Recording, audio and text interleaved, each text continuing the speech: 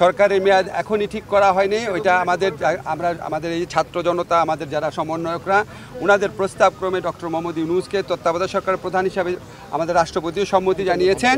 অন্তর্বর্তীকালীন সরকার হিসেবে আমরা শুধুমাত্র অভ্যুত্থানের নেতা পাই নাই, ইনশাআল্লাহ আমার মনে হয় রাষ্ট্র গঠনের নেতা আমরা পেয়ে গেছি ওদের মধ্যে। আমি এটা একটু বলে দেই, হ্যাঁ, নাই তোমার অনুমতি নেই বলছি। আমাদের এই তালিকা যেহেতু চূড়ান্ত হয় নাই, এটা এখন প্রকাশ করা হবে না। আর অন্যান্য বিষয়ে আলোচনা চলছে, কতদিনে সরকার হিসেবে আলোচনা চলছে। সেটা আমরা 10 থেকে 15 জনের একটা প্রাথমিক তালিকা দিয়েছি। সেই তালিকাটি এখন আমরা প্রকাশ করব না, যেহেতু এটা একটা প্রাথমিক। সেটা আমরা আরো চূড়ান্ত করে দ্রুত সময়ের মধ্যে, সেটা প্রায় 24 ঘন্টার মধ্যেই সেই তালিকা সহ আপনারা অন্তর্বর্তীকালীন সরকারের ঘোষণাটি দেশবাসী পেয়ে যাবে। আমরা একটা এক্সট্রাঅর্ডিনারি সিচুয়েশনে এই সরকার গঠন করতে যাচ্ছি। এক্সট্রাঅর্ডিনারি সিচুয়েশনে সরকার গঠনের ক্ষেত্রে বিভিন্নভাবে এটাকে বৈধতা দেওয়ার সাংবিধানিক রীতি আছে, নিয়ম আছে, সেটা ফলো করা হবে। সরকারের মেয়াদ এখনই ঠিক করা হয়নি। ওইটা আমাদের এই ছাত্র জনতা, আমাদের যারা সমন্বয়করা, ওনাদের প্রস্তাব ক্রমে ডক্টর মোহাম্মদ ইউনূসকে তত্ত্বাবধায়ক সরকারের প্রধান হিসাবে আমাদের রাষ্ট্রপতিও সম্মতি জানিয়েছেন। অন্তর্বর্তীকালীন সরকার হিসাবে ঢালাইয়ের দৃঢ়তা, নির্মাণে নিশ্চয়তা, প্রিমিয়ার সিমেন্ট, ঢালাইয়ের রাজা। উনি আসার পর এই ব্যাপারে একটা ঘোষণা আসবে।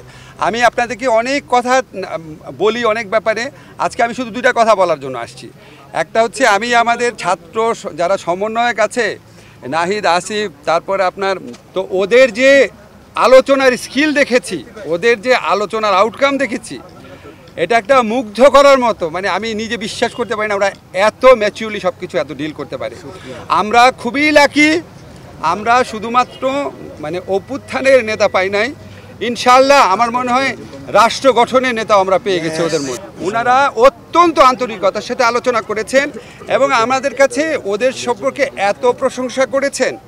এবং ওনারা এই যে ছাত্ররা যে বিভিন্ন জায়গাতে ট্রাফিকের দায়িত্ব পালন করছে, মন্দির পাহারা দিচ্ছে, এটা ওনারা অনেক প্রশংসা করেছেন। এবং ওনারা আমাদের এই সমন্বয়কদের দেখে এখনকার তরুণদের প্রতি ওনাদের প্রত্যাশা, শ্রদ্ধাবোধ আমার মনে হচ্ছে অনেক বেড়ে গেছে।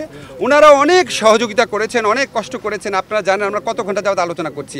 আমরা মনে করি যে আমার ব্যক্তিগত অভিমত, নিশ্চয়ই নাহিদও স্বীকার করবে, যে আমরা এই যে সেনাবাহিনী আছে, বিমান বাহিনী আছে, নৌবাহিনী আছে, ওনাদের প্রতিনিধিরাও আমাদের পক্ষ থেকে ধন্যবাদ জানাই। আমরা ওনার একটি মাইনর অপারেশন আজকে হয়েছে, উনি আগামীকালই দেশের উদ্দেশ্যে রওনা হবেন। হয়তো আগামীকাল রাতে অথবা পরশুদিন সকালের মধ্যে উনি দেশে এসে পৌঁছাবেন এবং এর মধ্যেই আমাদের তালিকাটিও চূড়ান্ত হয়ে যাবে এবং হয়তো আমরা 24 ঘন্টা বা তারও কিছু সময়ের মধ্যে, অধিক কিছু সময়ের মধ্যেই আমরা পূর্ণাঙ্গ যে অন্তর্বর্তীকালীন সরকারের শপথ যে বিষয়টি, সেটি আমরা করে ফেলতে পারবো।